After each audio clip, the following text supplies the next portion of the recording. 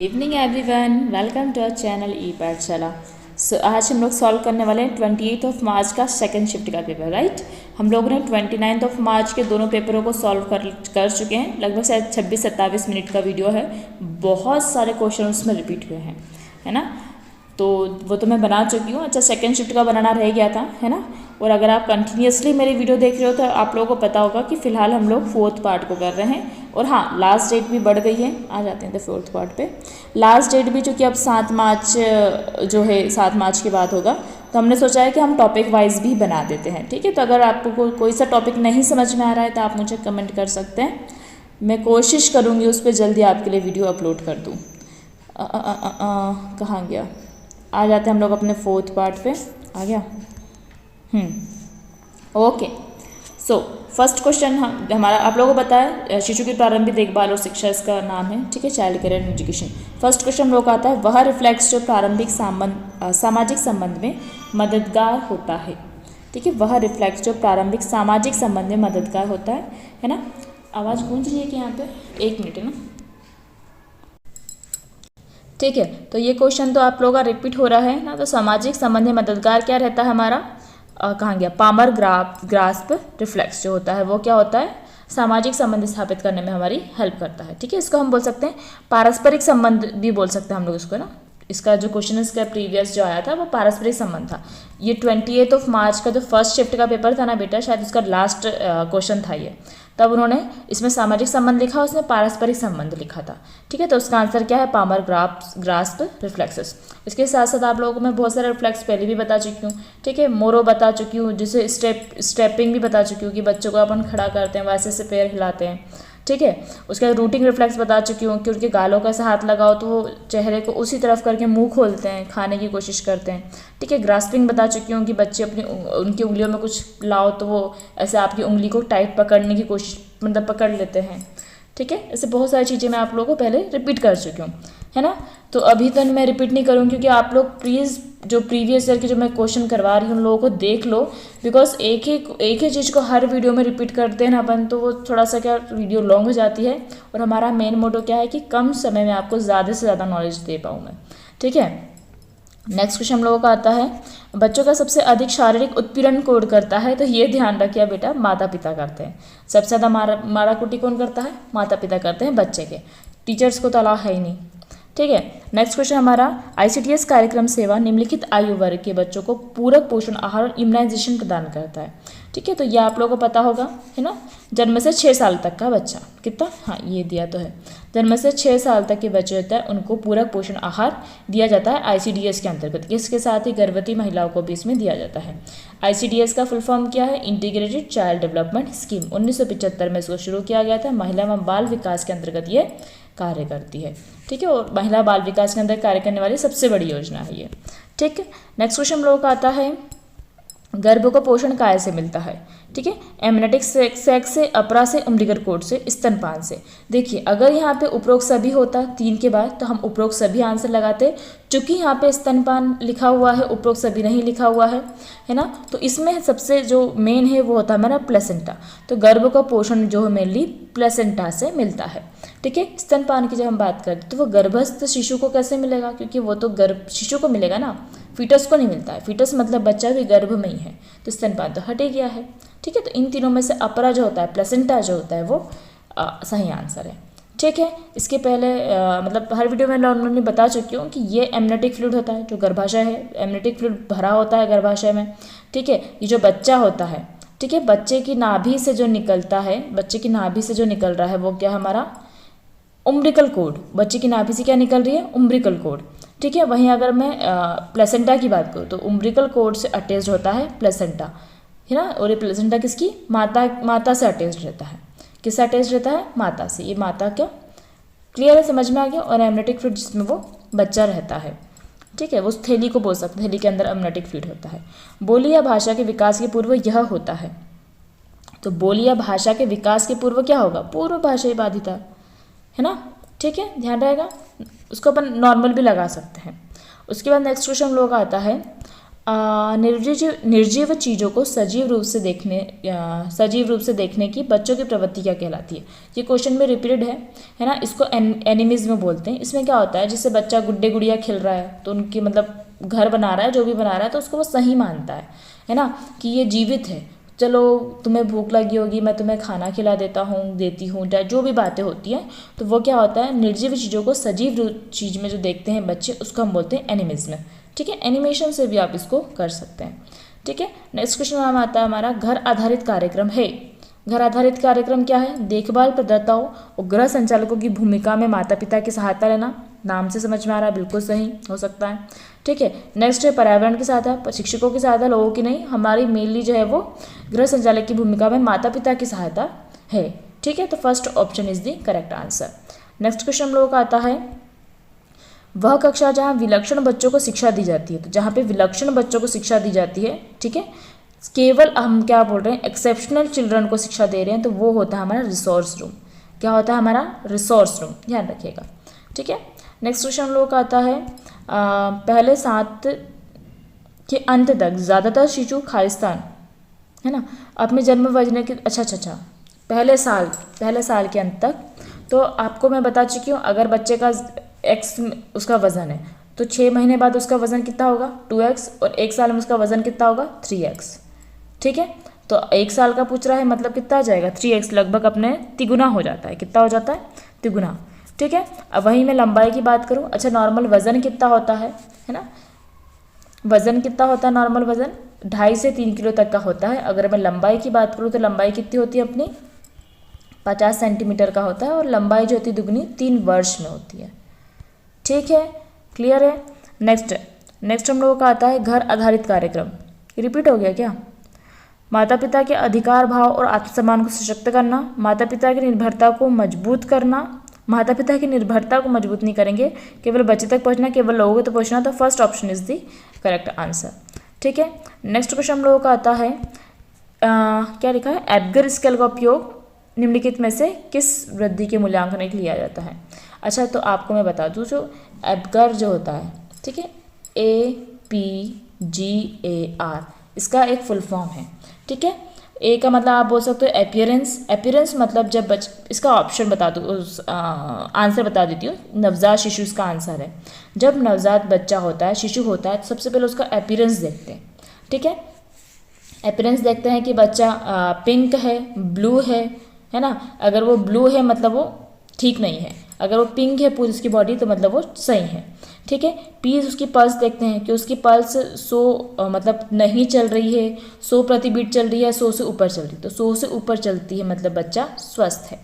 ठीक है, जी, तो जी से होता है उसका क्या बोल सकते हैं मैं, जो उसकी ग्राइंडनेस होती है। ठीक है, मतलब बच्चा रो रहा है या नहीं, है ना, मतलब क्या बोल सकते हैं, रोना छींकना जो बच्चा होता है ना, होते से जो होता है, तो बच्चा नॉर्मली रोता है। ठीक है, तो वो हो रहा है या नहीं हो रहा है। ठीक है, ए से एक्टिविटी, बच्चा मतलब बहुत एक्टिव है या फिर कम एक्टिव है या फिर है ही नहीं। ठीक है, और आर से होता है हमारा रेस्पिरेशन, कि बच्चे का रेस्पिरेशन ठीक से चल रहा है या सामान्य से तेज है या सामान्य चल रहा है।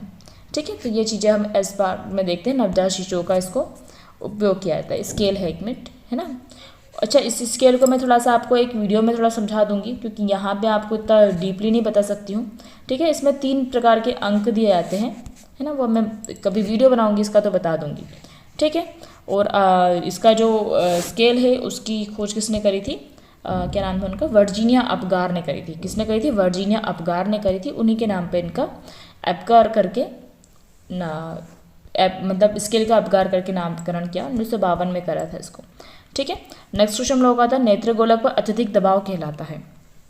अच्छा, नेत्र गोलक पर अत्यधिक दबाव क्या होता है, जब हमारा नेत्र गोलक होता है ना, जब उसमें क्या बोल सकते हैं, जो लिक्विड होता है उस लिक्विड का अत्यधिक दबाव होता है, तो होता है बच्चा उसको ग्लूकोमा। क्या हो जाता है, ग्लूकोमा में क्या होता है, उसकी नेत्र में और अधिक दबाव होने के कारण फिर उसकी वो नेत्रहीन हो जाता है। क्या हो जाता है, नेत्रहीन हो जाता है। ठीक है, रिफ्रैक्शन तो आपको पता है, रिफ्रैक्शन मतलब जिससे हमको चीज़ दिखाई देती है, मतलब नेत्र पे लाइट का आना और लाइट का रिफ्रैक्ट होना, तो ये रिफ्रैक्शन होता है। ठीक है, तो इसका सही आंसर तो अत्यधिक दबाव के कारण ग्लूकोमा हो जाता है। ठीक है, मायोपिया। अच्छा, मायोपिया में आप लोग याद कर लो, मतलब मैंने बहुत पहले ऐसा याद किया था, नाडू करके याद किया था। अगर ये क्वेश्चन आता है तो नाडू। निकट दृष्टि दोष, निकट दृष्टि दोष में दूर की वस्तुएं नहीं दिखाई देती है। ठीक है, क्या बोल दिया मैंने कि दूर की वस्तुएं नहीं दिखाई देती है निकट में। ठीक है, और दूर दृष्टि में क्या होगा, पास का धुंधला दिखाई देगा। समझ में आ गया। और नाडू का मतलब क्या होता है, निकट दृष्टि दोष में अवतल लेंस का यूज होता है, और दूर दृष्टि दोष है उसमें उत्तल लेंस का। तो नाडू से याद करना, ये अवतल लेंस से हुई है उत्तल लेंस से। ठीक है, ताकि अपन ने कन्फ्यूज नहीं हो। ठीक है, उसके बाद मोतियाबिंद आप लोगों को पता ही है, जो आंखों में जो व्हाइट कलर का धब्बा पड़ जाता है वो मोतियाबिंद कहलाता है। ठीक है, नेक्स्ट क्वेश्चन हम लोगों का आता है मल्टीपल कॉग्निटिव अक्षमता वाले व्यक्ति का किसी एक के हुनर का में विलक्षण दक्षता होना क्या कहलाता है। तो यह आप ध्यान रखिए, क्या होता है ना, कभी कभी कोई बच्चा है ना, इसका मैं आपको पहले आंसर बता दूं। मल्टीपल कॉग्निटिव, अगर बच्चे में मल्टीपल कॉग्निटिव अक्षमता है, मतलब उसको हो सकता है कि मैथ्स, हिंदी, हिस्ट्री, है ना, ये सब नहीं आता हो, बट किसी एक में हुनर है, उसको इंग्लिश बहुत सही आ रही है ना, तो वो कहलाता है भैया हमारा सावंत सिंड्रोम। क्या कहलाता है, सावंत सिंड्रोम। ठीक है, अब मैं उसको और भी बता देती हूँ, अगर बाई चांस आप लोग आते हैं, जो रेनमैन सिंड्रोम होता है ना, रेनमैन सिंड्रोम, इसमें हम जब मल्टीपल कॉग्निटिव, अच्छा सिर्फ कॉग्निटिव की बात करेंगे तो उसमें सावंत सिंड्रोम आता है। ठीक है, और जब हम रेनमैन सिंड्रोम की बात करेंगे तो उसका एक प्रकार है। तो रेनमैन सिंड्रोम जो होता है, इसका नाम रेनमैन का मैं बताऊँ तो रेनमैन एक मूवी थी, इसमें मूवी बन चुकी है रेनमैन। ठीक है, रेनमैन मूवी का नाम है, जो क्या नाम से 1988 में एक मूवी बनी थी। ठीक है, उसमें एक किरदार थे, उन किरदार का नाम था क्या था, किम पैक करके नाम था, किम पैक करके नाम था। उनको यही सिंड्रोम था, मतलब उनको बाकी चीज़ों नहीं समझ में आती थी, मतलब वो सामान्य व्यक्ति नहीं था, क्या बोल सकते हैं कि जो बोल सकते हैं कमज़ोर, मानसिक रूप से कमज़ोर व्यक्ति। पर ये जो किम पैक थे, उनको 1200 बुक्स याद थी, सॉरी 12,000 बुक्स याद थी, पूरी याद थी, किस पेज पे क्या लिखा है क्या है नहीं, तो ये पूरा उनको याद था। ठीक है, तो ये अलग होती है। जब हम सिर्फ कॉग्निटिव की, ध्यान रखना, जब हम सिर्फ कॉग्निटिव की बात करेंगे तो सावंत आएगा, जब हम मल्टीपल अक्षमताओं के साथ किसी एक में हुनर, तो रेनमैन सिंड्रोम आएगा। ठीक है, उसके बाद क्या लिखा है, एस्पर्गर क्षमता। तो एस्पर्गर क्षमता में क्या होता है आपने ऐसे बच्चों को देखा होगा, थोड़े से वो मानसिक विकृत दिखते हैं अलग ही, वो आपकी आई टू आई कांटेक्ट बात नहीं करेंगे, वो जल्दी सोशलाइज नहीं होंगे। ठीक है, वो उनके बोलने में उनको दिक्कत जाएगी, पढ़ने में दिक्कत जाएगी, लेकिन उनका किसी एक चीज़ में दिमाग बहुत सही चलेगा। ठीक है, एक व्यक्ति थे मेरे संपर्क में भी आए थे, साहित्य नाम था उनका। ठीक है, तो उनका क्या था, मतलब वो हकलाते थे बोलने में, मतलब समझ में आ रहा है, बोलने में हकला रहा है व्यक्ति, लेकिन सोच के देखो, उन्होंने मुझे गाना सुनाया था एक, शायद कौन सा गाना था, तुम ही हो वाला गाना सुनाया था, बिल्कुल उसमें हकलाहट, कोई सोच भी नहीं सकता कि व्यक्ति हकलाता है। उन्होंने मुझे वो गाना सुना दिया पूरा, तो मैं बिल्कुल शॉक्ड थी। ठीक है, तो वो व्यक्ति मतलब बहुत अजीब लगा ना, मतलब एकदम से। अच्छा, एक और चीज़ मैं आपको बता दूँ कि यहाँ तक कि ऐसा बोला जाता है, जो क्या है यार ये एस्पर्गर क्षमता जो होती है, वो आइंस्टाइन न्यूटन में भी यही था। ठीक है, आइंस्टाइन को तो भगा दिया था क्लास से, क्योंकि उनको तो भैया मैथ्स में इंटरेस्ट था, बाकी सब्जेक्ट पढ़ना ही नहीं था उनको, उनका बोलना था इसको पढ़ के मैं क्या करूँगा, उनको कक्षा से भगा दिया था, 8वीं फेल थे वो। ठीक है, न्यूटन के बारे में भी बहुत सारी चीज़ें ऐसी रहती हैं, तो कहा जाता है कि उनको ये प्रॉब्लम थी, इसको प्रॉब्लम नहीं बोल सकते, उसको एबिलिटी बोलते हैं। ठीक है, किसी एक चीज़ में उनकी एबिलिटी होना। ठीक है, इंटेलेक्चुअल आइसोलेशन, तो इंटेलेक्चुअल आइसोलेशन में क्या होता है, जैसे मान लीजिए कोई बच्चा है, अपने बुद्धिमान बच्चे की अपन को पता है, बुद्धिमान की IQ कितना होता है, 140 से ऊपर होता है। तो अधिकतर जो बुद्धिमान व्यक्ति होता है ना, वो समायोजन नहीं कर पाता सभी बच्चों के साथ, है ना, वो अलग थलग ही बैठता है, वो अलग ही रहता है, वो इतना नहीं खुल पाता है। ठीक है, तो इसको बोलते हैं हम बौद्धिक पृथक्करण। ठीक है, बौद्धिक आइसोलेशन आ गया समझ में। अधिकतर ये बुद्धिमान बच्चों में ये चीज़ें होती हैं, वो नहीं रह पाता सबके साथ। ठीक है, निम्नलिखित के दौरान बोली के विकल्प के रूप में हाव भाव का उपयोग किया जाता है। हाव भाव का उपयोग कब करोगे तुम, टोडलर पीरियड में। कब करोगे, टोडलर पीरियड में। ठीक है, बालपन में, मतलब बचपन के पहले की जो अवधि होती है, बालपन की अवधि में हम उसको हाव भाव के थ्रू, जैसे हम लोग कोई भी राइम सिखाते हैं बच्चों की, रेन रेन गो अवे, तो अपन नाच नाच के या फिर मुंडी हिला हिला के सिखाते हैं ना बच्चे को।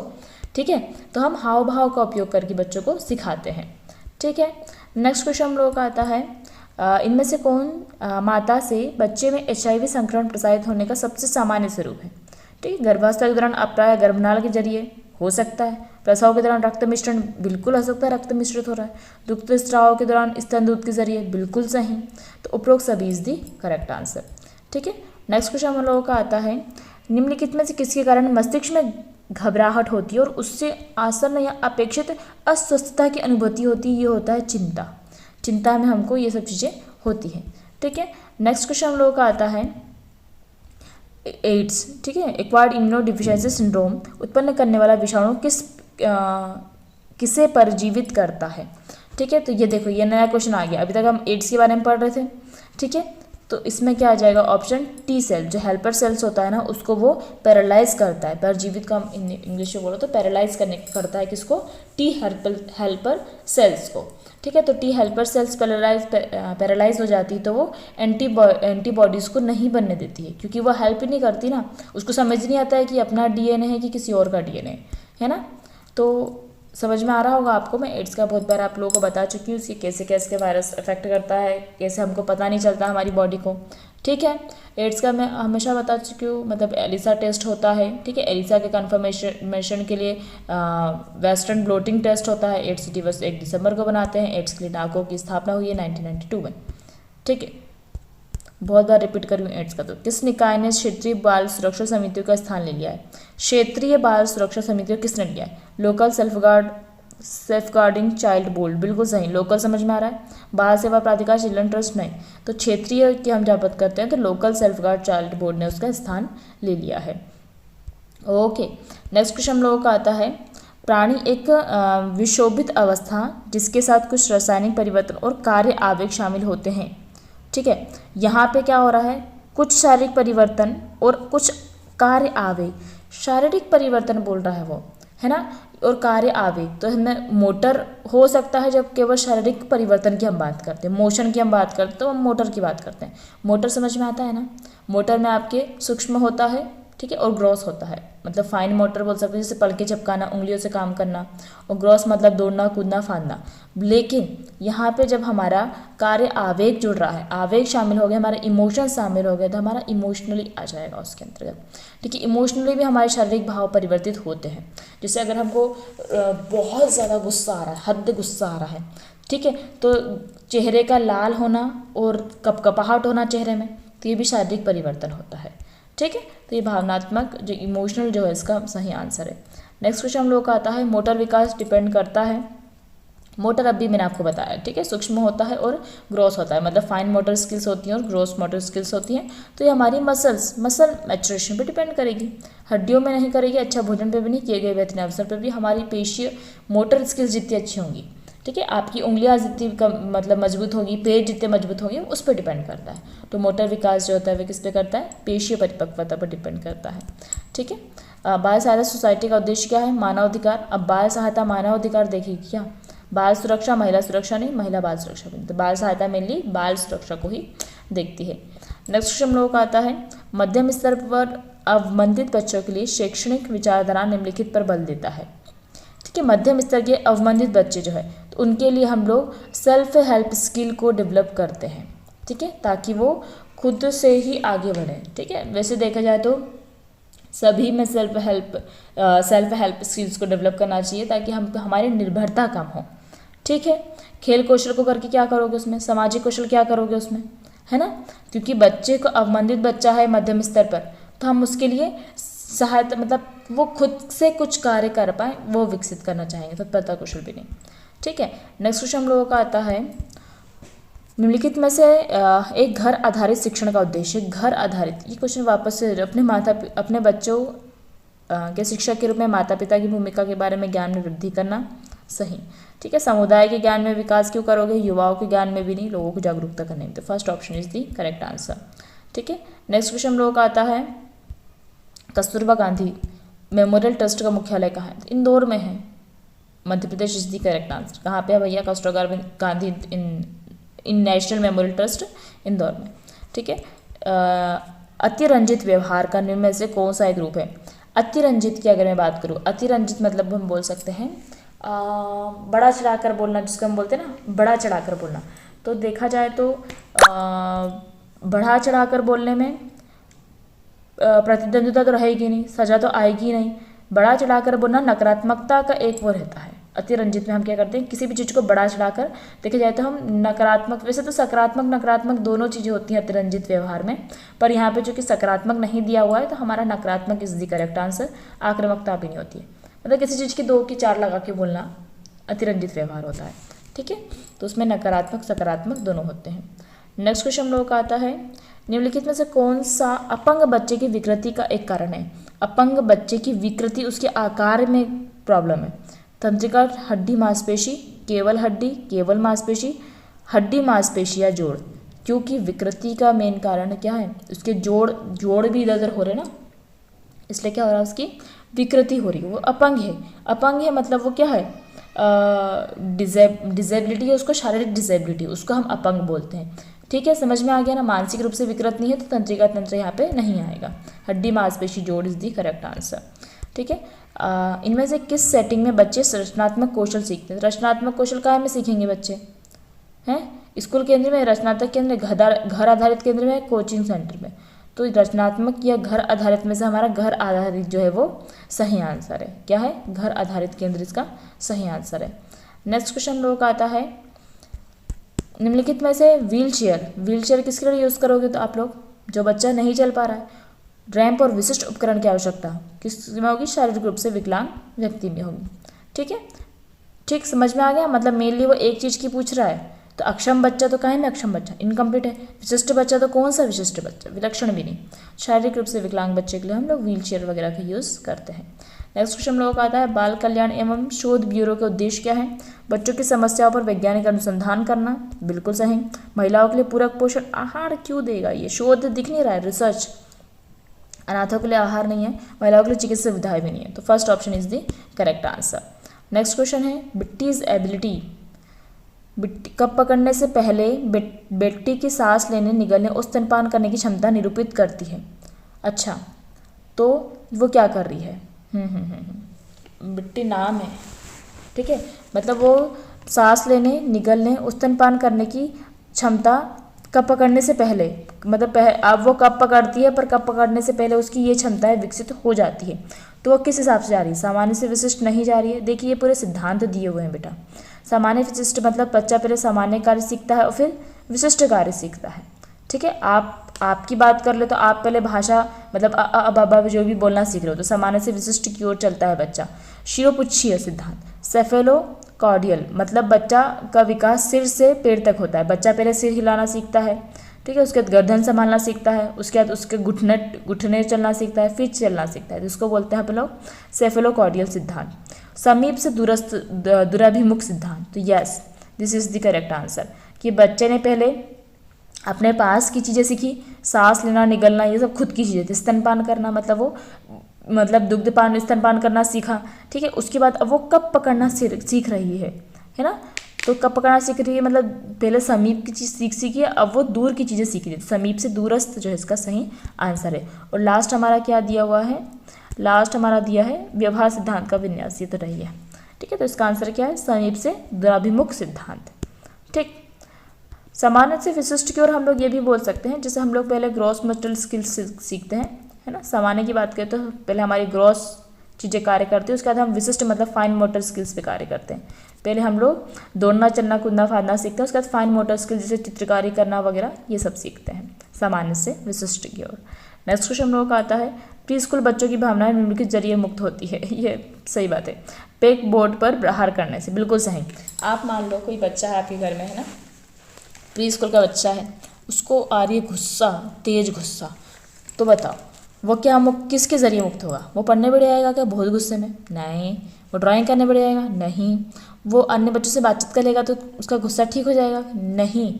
वो पेक बोर्ड पर प्रहार करेगा, वो गुस्सा करेगा, वो चीज़ें फेंकेगा, वो ठोकेगा, वो अपने शरीर को तनतनाएगा, तेज़ तेज़ सांस लेगा, वो उसके ज़रिए वो मुक्त करता है। तो इसमें जो सही आंसर है वो पेक बोर्ड पर प्रहार करना, मतलब वो चीज़ों को, मतलब कोई भी चीज़ें बैठा है तो ऐसे करके ठम करके करना, ठोकना, पीटना, ये काम करता है वो, ठीक है।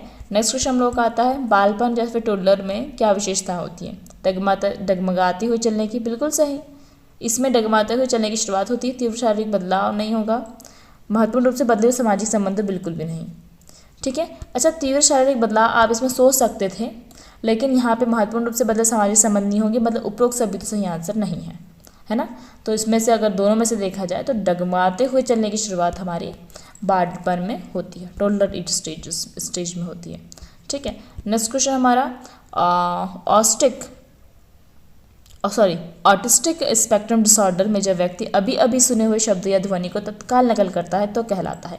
इसका मतलब होता है, इसमें क्या होता है, कोई जैसे मैंने आपसे बोला मतलब इस टाइप के बच्चे अगर उसको डिसऑर्डर है, मैंने उसको बोला पानी पियोगे, तो मुझे बोलेगा पानी पियोगे, अरे मैं आपसे पूछ रही हूँ, अरे मैं आपसे पूछ रही हूँ, तो वो इसकी डिसऑर्डर होता है, वो उस चीज़ को रिपीट करता है, तो उसको हम बोलते हैं इकोलिया। क्या बोलते हैं? इकोलिया। समझ में आ गया? ठीक है, अपन को जो और दिख रही है यहाँ पे देखो, इकोलेस्टिक डिसऑर्डर जो होता है वो इकोलेस्टिक तो नहीं होता है, मतलब इस टाइप का कोई डिसऑर्डर नहीं होता है, लेकिन हाँ इसके जैसा एक होता है, उसकी स्पेलिंग थोड़ी सी अलग दिखी यहाँ पे। ठीक है, इकोस्टिक डिसऑर्डर होता है वो श्रवण विकार होता है, क्या सुनने में उसको समस्या जाती है। ठीक है, इकोलेलिया तो मैंने आपको बता दिया, वो उसको नकल कर रहा है। ठीक है, फोनोलॉजिकल इनिबिशन को हम बोल सकते हैं डिसलेक्सिया टाइप की बीमारी है ये। डिसलेक्सिया क्या होता है? डिसलेक्सिया में पढ़ने और लिखने में प्रॉब्लम जाती है। ठीक है, तो फोनोलॉजिकल इनिबिशन में भी यही चीज़ होता है। ठीक है, ग्राफिंग डिसफंक्शन जो होती है वो डिस्ग्राफिया जैसी होती है। डिस्ग्राफिया में क्या होता है? लिखने में प्रॉब्लम होती है, तो ग्राफिंग डिसफंक्शन में भी वही चीज़ होती है। ठीक है, नेक्स्ट क्वेश्चन हमारा घर आधारित कार्यक्रम हो सकता है, अधिक प्रभावी बाल शिक्षण, निरक्षर द्वारा तत्परता से स्वीकार्य, पर्यावरण केंद्रित, और लास्ट ऑप्शन क्या है? माता पिता द्वारा तत्परता स्वीकार्य। तो ग्रह की बात करें तो माता पिता द्वारा तत्परता से स्वीकार्य। ठीक है, नेक्स्ट क्वेश्चन हम लोगों का आता है शेषो बालपन और किशोरावस्था शारीरिक ऊंचाई और वजन में तेज वृद्धि की अवस्था होती है। इनमें से कौन सबसे तेज और सबसे धीमी अवधियों को प्रस्तुत करता है? सबसे तेज होता है अभी अपना किशोरावस्था में, शेषावस्था में, फिर होता है किशोरावस्था में, उसके बाद होता है बालपन में। कहाँ दिख रहा है? ये third option is the correct answer. एक मिनट है ना। ओके, सो इसमें शेषो, किशोरावस्था और बालपन इज द करेक्ट आंसर। ठीक है, नेक्स्ट क्वेश्चन हम लोगों का आता है जीन पियाजे का है। जीन पियाजे के संवेदी मोटर अवधि का यह नाम इसलिए पड़ा क्योंकि संवेदी सेंसरी मोटर सेंस से करता है। शिशु उस भाषा के प्रति संवेदी हो जो लालन पालन करने वाली बोली सुनते हैं? नहीं। शिशु अपनी इंद्रियों मोटर प्रेषीय ग्रंथियों के जरिए सूचना एकत्रित करता है? बिल्कुल सही, तभी तो उसको हम संवेदी गति बोलते हैं। ठीक है, शिशु अपनी भाषा मोटर गतिविधि के जरिए अनुक्रिया करता है? नहीं, तो इनमें से कोई नहीं भी नहीं आएगा। Second option is the correct answer. Next आता है निम्नलिखित में से कौन ऑर्थोपेडिक रूप से विकलांगता है? ग्रुप ऑर्थो हम समझ में आ रहा है, ऑर्थो मतलब हड्डियों का है, तो इसमें आएगा पोलियोमेलाइटिस। अरे यार, ठीक है, poliomyelitis is the correct answer. Polio तो आप लोगों को पता है, उसमें हड्डियों की मतलब हड्डियाँ, रीढ़ की हड्डी तो प्रभावित होती है। ठीक है, नेक्स्ट क्वेश्चन हम लोगों का आता है युग्मज के गर्भाशय के। नेक्स्ट क्वेश्चन हमारा युग्मज के गर्भाशय के दीवार के जुड़ने की प्रक्रिया कहलाती है। मतलब युग्मज मतलब ये जब हमारे ये वेजाइनल ट्रैक है, यहाँ पे जब फर्टिलाइजेशन होता है किसका? एग और स्पर्म का, और जब वो वहाँ से निकलकर जब वो गर्भाशय की दीवार से चिपकता है तो उसको बोलते हैं हम लोग इम्प्लांटेशन। इसको हिंदी में बोलते हैं रोपण। ध्यान रखना, ये क्वेश्चन रिपीट हो चुका है कि रोपण क्या होता है। ठीक है, तो जो युग्मज है उसका गर्भाशय की दीवार से जुड़ना क्या होता है? इम्प्लांटेशन या फिर रोपण कहलाता है।